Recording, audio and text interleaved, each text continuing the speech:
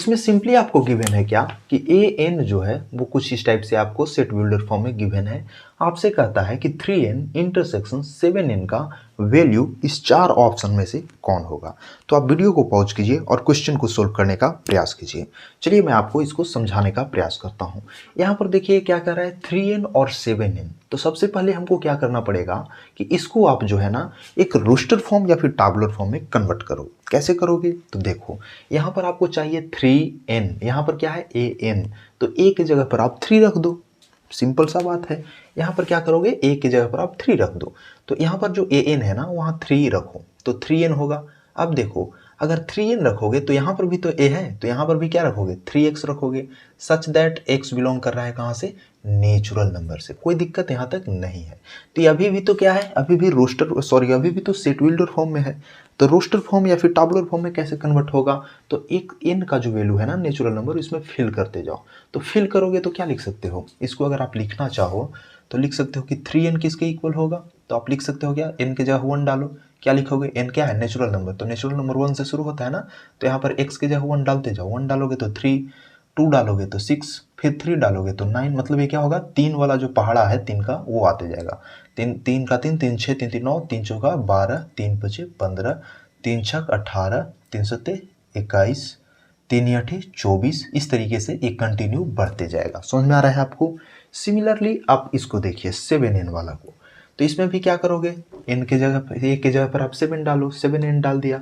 अब देखो इसमें फिर क्या होगा कि इसमें जो है ना जैसे ही आप यहाँ 7 डालो तो ये क्या हो जाएगा 7x हो जाएगा। इसके बाद क्या होगा, x बिलोंग करेगा कहाँ से, n से। अब देखो इसमें फिर 1 2 डालते जाओ नेचुरल नंबर वाला। तो डालोगे तो क्या होगा, क्या लिखोगे 7n बराबर यहाँ पर क्या होगा 7 का 7, 7 दूना 14, 7 या 21, 7 चौका 28। इस तरीके से बढ़ते जाएगा, राइट। इस तरीके से क्या होगा, आगे बढ़ते जाएगा। लेकिन आपसे अब क्या कह रहा है कि इन दोनों का इंटरसेक्शन ले लो, 3n इंटरसेक्शन 7n। अब देखो इंटरसेक्शन का मतलब क्या होता है, कॉमन, जो दोनों में कॉमन हो। तो कौन सा पार्ट इसमें कॉमन है, आप देखो तो यहाँ से जाओगे तो कहाँ 21, और इसमें भी 21 कॉमन है, राइट। तो यहाँ पर क्या होगा 21 कॉमन है, इसलिए इसका आंसर 21 हो जाएगा।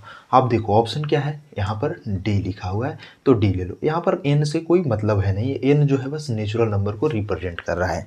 समझ में आ रही है आपको बात।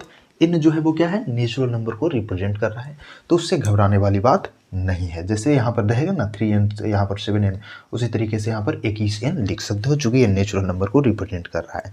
समझ में आ गया बात। तो आई थिंक आपको ये प्रश्न भी क्लियर हो गया होगा। तो please note it down my friend. इसके बाद मैं आपको नेक्स्ट क्वेश्चन को दिखाता हूँ। तो चलिए अब हम लोग चलते हैं अपने नेक्स्ट प्रश्न की ओर। तो हमारा नेक्स्ट प्रश्न कहता है फ्रेंड कि two finite set have m and n elements and total number of subsets of the first set is 56 more than the total number of subsets of the second sets, then आपको value find out करना है m और n का। चलिए इस प्रश्न को समझने का प्रयास कीजिए।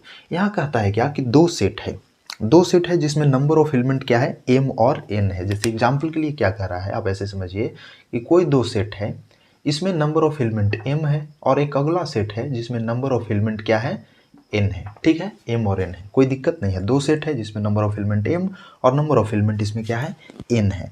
अब बात को समझिएगा, ये कह रहा है कि अगर ऐसा है ना, इसके साथ क्या कह रहा है कि इसका जो सब नंबर ऑफ टोटल सबसेट है वो इसके नंबर ऑफ टोटल सबसेट से 56 ज़्यादा है। इसका नंबर ऑफ टोटल सबसेट जो है वो क्या है, इसके टोटल नंबर ऑफ सबसेट से 56 ज़्यादा है। तो m और n का वैल्यू कहता है कि क्या होगा। ऑप्शन भी आपको 4 गिवन है।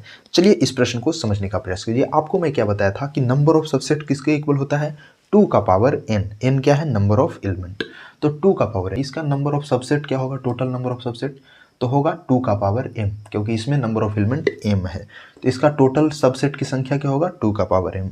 इसमें से तुम घटा दोगे अगर 2 का पावर n, माने इसके टोटल सबसेट का, तो 56 के इक्वल होगा कि नहीं। यही तो प्रश्न आपको कह रहा है कि इसका टोटल नंबर ऑफ सबसेट इसके टोटल नंबर ऑफ सबसेट से 56 ज़्यादा है। तो दोनों अगर इसको घटा दोगे तो 56 होगा ना, ज़्यादा है तो इससे 56 ज़्यादा है तो घटाओगे तो 56 आएगा ना। समझ में आ रही है बात। तो ये क्या बन गया, एक इक्वेशन बन गया, राइट। ये क्या बन गया, एक इक्वेशन बन गया। इससे ज़्यादा है 56 तो घटाओगे तो क्या होगा, 56 के इक्वल आएगा। अब ये क्या बन गया, एक इक्वेशन बन गया। अब सिंपली इसमें क्या करना है आपको कि वैल्यू जो ऑप्शन गिवन है ना उसको पुट करके चेक कर लो। जैसे इसमें अगर आप पुट करते हो 7, m की जगह 7, n की जगह 6 पुट करो। इसमें क्या आएगा वैल्यू, 2 का पावर 7 करोगे तो क्या होगा, 2 का 2, 2 दूना 4, 4 दूना 8, 8 दूना 16, 16 दूना 32 और 32 दूना 64 और 64 दूना 128।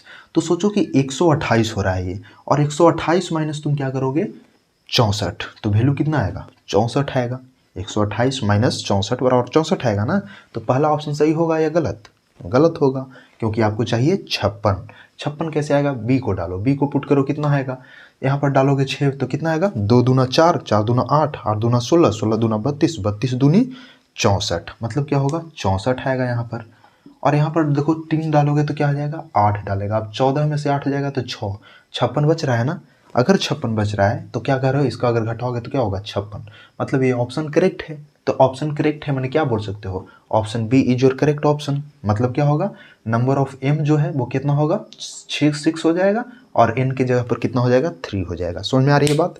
तो मैं आपको बस इस तरह के प्रश्न को लेकर के आपको समझाने का प्रयास कर रहा हूँ, ताकि आपके समझ कोई भी प्रश्न आ जाए तो आप यहाँ पर एक ठो भी घबराओ नहीं और आसानी से सोल्व कर पाओ। तो प्लीज़ नोट इट डाउन, इसके बाद मैं और प्रश्न आपको समझाता हूँ। तो चलिए अब हम लोग अपने नेक्स्ट प्रश्न को देखते हैं। इसमें सिंपली आपको क्या कह रहा है कि कोई सेट ए गिवन है जो कि सेट बिल्डर फॉर्म में इस तरीके से है। कहता है कि वो इक्वल है किसके, 4 ऑप्शन आपके पास है, तो किसके इक्वल है। चलिए इसको हम लोग थोड़ा सोल्व करते हैं, फिर समझ में आ जाएगा। देखिए यहाँ पर क्या है, सेट ए गिवन है, चलिए ए लिख दिया। इसके बाद देखो यहाँ क्या कहता है कि x belongs to r। x क्या है, रियल नंबर है। रियल नंबर का मतलब जो कि रेशनल नंबर भी हो सकता है, इरेशनल नंबर भी हो सकता है। x क्या है, रियल नंबर। ठीक, ये चीज़ समझ में आ गया। यहाँ गिवन है उसको सोल्व करो। इसको सोल्व करोगे तो क्या आएगा -4 और फिर +4। ठीक है, x बराबर इतना आया।